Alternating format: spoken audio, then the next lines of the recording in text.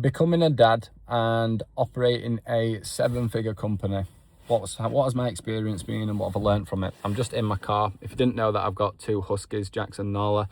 They are my children, but I also do have a mini human as well called Remy, who is coming up to 2 years old in February now. And I thought it'd be pretty cool to do a video log on my experience about what it's like kind of running a high performance business and becoming a dad, because I know that I have a lot of conversations about this with a lot of my clients and also people online and stuff as well. And obviously every single person's experience is going to differ from one to another, and obviously this is just basically mine, and hopefully it'll give you a hand and a bit of awareness and settle you and make you feel a lot better about the process as well. Because I remember that when we were obviously planning to have a child and then Stacey become pregnant, I was very, very apprehensive and I was very nervous about it. I was so excited to become a dad, but what I was nervous about is how do I actually manage my business and what I have to do while also being the husband and father that I obviously kind of wanted to be. And that was like something that I had as a lesson, and I learned in hindsight, in all fairness, that I wish that I'd actually not put so much pressure on myself to be prepared to become a dad, genuinely. I thought that I had everything locked down. I did loads of traveling, seeing clients, which in hindsight I wish I'd never done because I weren't there for Stacey during the pregnancy, and I do kick myself about that. Did cause a lot of problems, as you can imagine, that I weren't around as much during the pregnancy. But I stressed myself out thinking I needed to be so prepared, I need to have everything ready, and in reality you are never going to be ready for it. I have friends now who've got the easiest kids in the world from day one, where they're sleeping through the night, they're feeding off a bottle, they're doing all of that. And it's going to really be dependent on what this child is like. And you can't really prepare for what a child is going to be like because you don't know until it comes along. So, for example, Remy, who is the most incredible little person in the world, I love her with every part of me, but she's a demanding child. She still doesn't sleep. So Stacey and Remy still co-sleep now 2 years later. So me and my wife have not stayed in the same bed together for 2 years. So she gets in bed, but then has to leave to sleep with Remy. And I can't even begin to express just how much that has taught me about the importance of communication, which is another big thing that I'll speak about in a second. And Remy is also still breastfeeding now. In an evening, she never took to a bottle. She doesn't sleep. She's really dependent on Stacey, and it's been quite difficult, especially for Stacey. But for me, from my perspective, like, I've wanted to help since day one, but I've just not been able to do it. And that really affected me, really badly. The sole reason that I work and the sole reason I do what I do is for my family, for my wife, and for the life that I want to create for us. And I put so much pressure on the expectation of what this was going to be like it was my dream coming together. But for the first 6 to 12 months, I just completely and utterly felt like a spare part. And I spoke to a lot of guys about this because I felt apprehensive to speak to people about this, because I was like, I shouldn't really complain about how I feel when my wife is having to breastfeed all the time and she's up all night co-sleeping because she's so dependent on them. But at the same time, like, men do need to speak about it. And I've spoke to so many of my mates who've been in a similar situation, and they were like, yeah, I was exactly the same. Like, I was borderline depressed at the start because obviously you're not connected to your wife. Your kid doesn't really want anything to do with you if they're breastfed. You want to be able to help, but you can't, and you just kind of almost like an attachment and a spare part to the actual relationship that mum and baby have got together. And it's something that I really struggled with. But it was also amazing in hindsight when I look back and think what it actually pushed me to do, and what I learned from it. It has been the most monumental, life-changing thing that I've ever had in the last 2 years. So I was diagnosed with ADHD and ASD at 29. I trialed ADHD medication, but it just wasn't right for me in any way, shape or form. I did tell them this, that I'm the most stimulated person you'll ever meet. Put me on an upper and I'm going to hit the ceiling.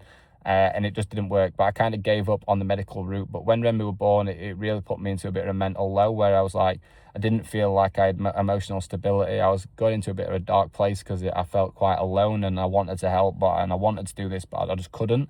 And obviously it was just a case of getting up in the dark, going to work, coming back, and then been a spare part in the house. And it pushed me down the medical route to go down the mirtazapine element, which I've done a YouTube video on that before, which has been without question the single best decision that I've ever made to support my ADHD and my mental health. Like, that, taking that medication the last 2 years has given me a sense of stability that I've not had in my entire life. But it also made me slow down. So one thing that I say to dads is, if you think that you're busy now, and parents in general, if you think that you're busy now, wait until you have kids. So becoming a father and having a dad and running the business that I do was so challenging, because my days are like from 4 a.m. to 8:30 at night. It is literally just like stacked and back to back.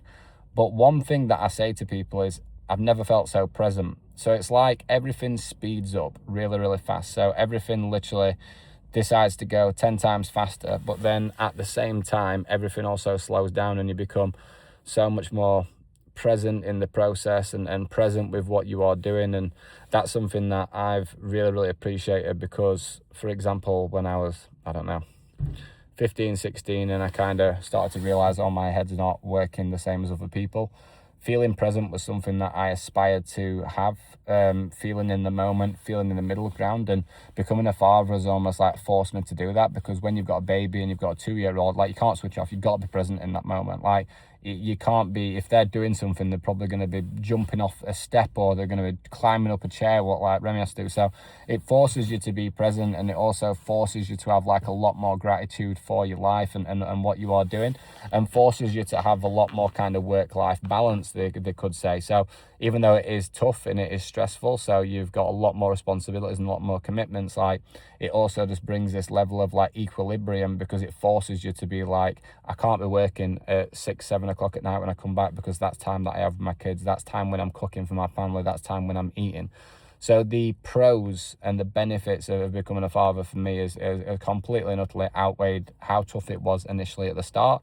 And it's still tough now, don't get me wrong. Like, I'm like an attention whore. Like, all I want is to be able to look after Remy on my own for a night, and I go out walking with her every single Sunday, and I'm going to be taking her to gymnastics on a Saturday, and I want to do a lot more of that now, because I've not been able to do it at the start. Whereas, for example, if you have a bottle-fed baby, you're probably going to be able to look after them on your own. They're going to probably have a better attachment to you at the start, and that's something that no one told me about. I wasn't aware of that. So if you're a guy watching this now, like, I want you to know that, where if you've got a breastfed baby, like, you potentially might feel like I have. If you've got a bottle-fed baby, you might have more of an attachment. But there's obviously so many pros and cons associated with it, and obviously the health benefits with a breastfed baby is just absolutely ridiculous. And I'm very lucky. Like, my wife has got very, very, very strong morals and very, very strong values with what she does. So I'm a bit more of a savage. So I would be like, sleep training, but Stacey's like, no, I'm not leaving my child to cry, and I love that about her, and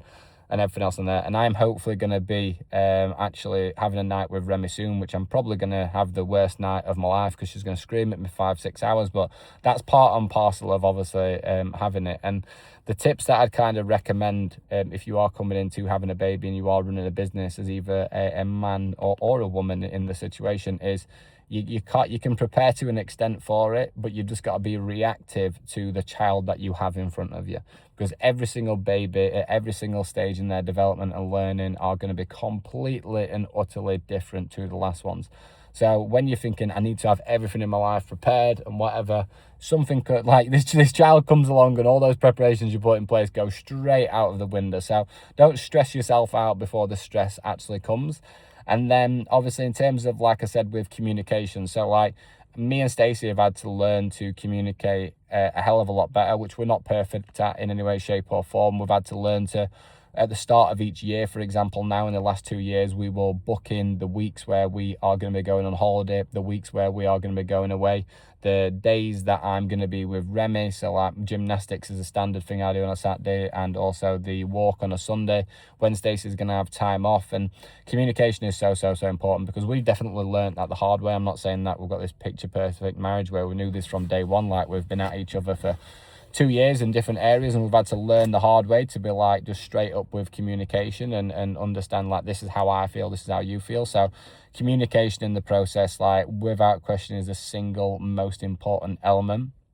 And just like from me is to just take each thing as it comes. Don't thinking that you're doing something right, don't think that you're doing something wrong. You just take it for face value for whatever's happening, and just tackle it on a day-to-day basis and a night-to-night basis, because that's one thing that you just don't have with a kid. Like, business is unstable, really unstable. Like, you might have a good day, bad day, week, whatever, but you can control a hell of a lot of variables with your business. So how much effort that you put in, how organized that you for, and everything else on that front. And yes, being a dad and being a parent, it is definitely beneficial to be more organized, but at the same time, like, that baby and that toddler is just going to react at whatever is in front of them, and however they feel, whether they're ill, they trip up, they thought they've hurt themselves but they've not hurt themselves, they didn't like the top that you've put on something, or the food process of trying to get them to eat. Like, it's just a constant straight up like reactivity battle, and like, you can't punish yourself for that in any way, shape or form, because it does get tough. But overall, like, becoming a dad and having a business, it has turned me into a better person.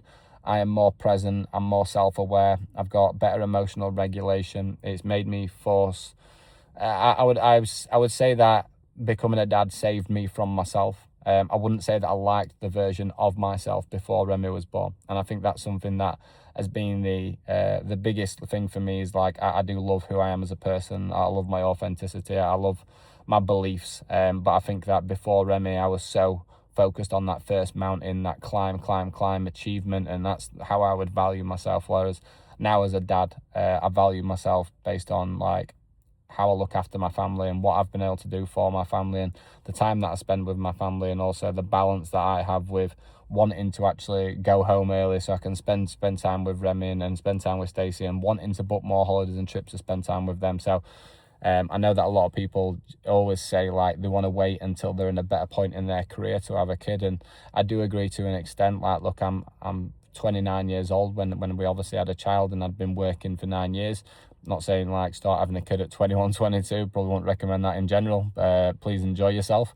But at the same time, like, I see a lot of people going, I'm going to wait until that point. I'm going to wait until this. I'm going to wait until that. And it's like, you're going to wait around for a level that you want to get to of stability and money and achievement, to then all you'll do is you'll get to that point and then set the next level up and be like, no, I need to wait to get to that point. So when you're at a point in life where you're like, do you know what, I'm ready to have kids, and you've met the right person, obviously choosing your spouse is the single most important business decision that you will ever make. When you feel ready and you know that you're ready, I personally would not recommend thinking that you need to get to a certain point in business, or you need to have this sorted in business, because it's just that goalpost is just going to move, and when that kid comes, you're going to learn on the job. So no matter how stable you are, how much money you've got, or what you're doing in any situation, like, it is going to obviously make a big difference. But when you're ready, you're ready. But just don't delay it for the sake of, I need to get to that next goal, because that kid does not give a fuck about the next goal. It doesn't care about the money.